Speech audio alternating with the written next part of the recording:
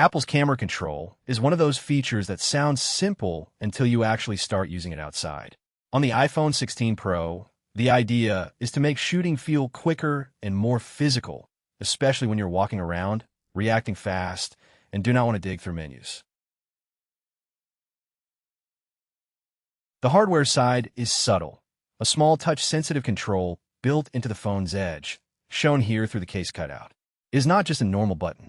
You can press it, half-press it, and slide across it, so the camera gets a tiny strip of direct control.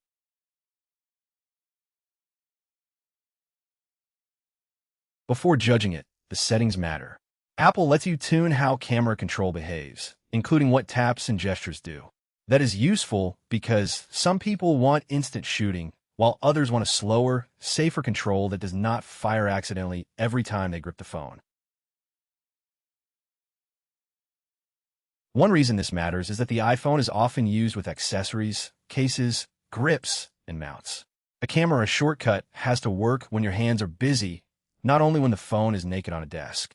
Good controls survive real-world habits, not just launch day demos. Creators have wanted a more camera-like iPhone for years, especially when shooting handheld video on the street. A physical control gives you something to find by feel, which is very different from tapping glass, while a gimbal is moving and your attention is on the subject.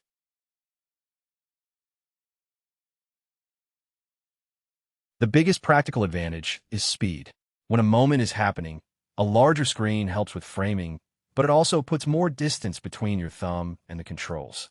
Camera control tries to bring the most common adjustments back under one finger, without covering the preview. Voice shortcuts and automation are still part of the iPhone camera story, but they solve a different problem. Saying a command can be handy on a tripod or group photo. Camera control is more private and immediate, which matters when you're filming in public or moving quickly. Once footage is captured, you still end up in editing software, where small choices become obvious. Exposure, focus, and framing mistakes are fixable only up to a point. Faster controls on the phone are not just convenience. They can reduce problems before the file ever reaches the timeline. For talking head walk outside, the control is most useful when conditions keep changing. Cars pass, light shifts between buildings, and your face moves in and out of shade. Having quick access to zoom or exposure can help the phone keep up with a messy real scene.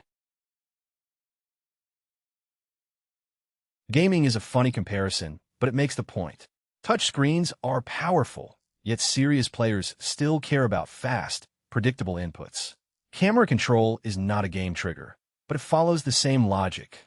When timing matters, a dedicated control beats hunting for a floating button. The Accessibility Zoom controller gives another clue about Apple's thinking. The iPhone already supports layered controls for people who need more precise navigation. Camera control borrows that idea for photography, turning a tiny physical area into a gateway for zoom, exposure, depth, and other cameras. In landscape, the button starts to make even more sense. Holding the phone like a compact camera feels natural, and your finger lands near the edge instead of stretching across the display. That means fewer smudges, fewer block previews, and a steadier grip while pressing the shutter. Street photography and travel video are where quick access really earns its place. People move, storefronts change, and the best composition can disappear in seconds. A dedicated control will not make anyone a better photographer automatically, but it does remove one small delay from the process. Wide public spaces are also a test for zoom control. You may want a broad establishing view, then quickly tighten on a person, sign, or architectural detail. Sliding on camera control is designed for that kind of adjustment, where stopping to pinch the screen can break your rhythm. For close-up work, like flowers or product details, the control can help you stay focused on framing. The phone is already doing a lot computationally, but your job is still to choose distance and composition.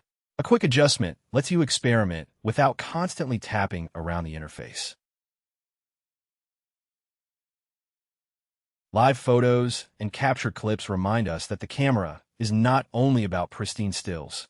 Sometimes you're grabbing a reaction, a mistake, or a tiny moving moment. The faster the phone gets out of your way, the more likely you are to keep the version that feels real.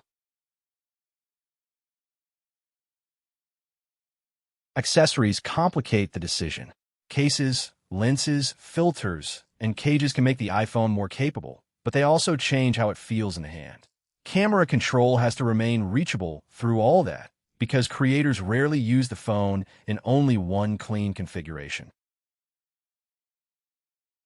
Back on the street, the real question is whether it becomes muscle memory. If you have to think about the control every time, it is just another feature. If your finger finds it automatically, it starts to feel like part of the camera, not part of the settings menu.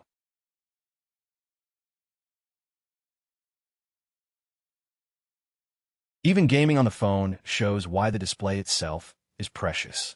When the whole screen is the interface, every overlay competes with the content. For camera work, keeping zoom and capture off the main preview gives you a cleaner view, especially in landscape or fast handheld shooting. The zoom settings also show how customizable iOS can be when Apple decides a feature needs tuning. You can adjust controller behavior, region, filters, and shortcuts. That same philosophy matters for camera control, because sensitivity and gesture behavior can make the difference between helpful and annoying. Apple's product renders make the feature look polished and inevitable, but the real test is everyday friction. Does the control work through a case with one hand in bright sun and when you are slightly rushed? Those ordinary conditions decide whether people keep using it after the novelty fades. Professional mobile shooters already build rigs around the iPhone, with stabilizers, handles, microphones, and apps. Camera control does not replace that gear, but it gives the phone a more camera-first posture. Is one more reason the iPhone keeps moving from casual tool towards serious capture device. For travel, the best camera is still the one you can operate without missing the moment. Sitting by the water, grabbing a quick clip, or switching from photo to video should feel low effort. A small physical control helps when you're balancing a bag, sunlight, and movement. The Photos app reminds us that capture is only half the experience. Afterward, people crop, favorite, share, add stickers, and make little edits directly on the phone. Better input at the camera stage means more usable material later, whether the result is a serious edit or a quick message. Audio is the next practical piece, because great iPhone footage can still fall apart with bad sound. Camera control makes shooting faster, but a clean microphone setup matters just as much for finished video. The best mobile workflow is not one magic button. It is speed, stability, and usable sound working together.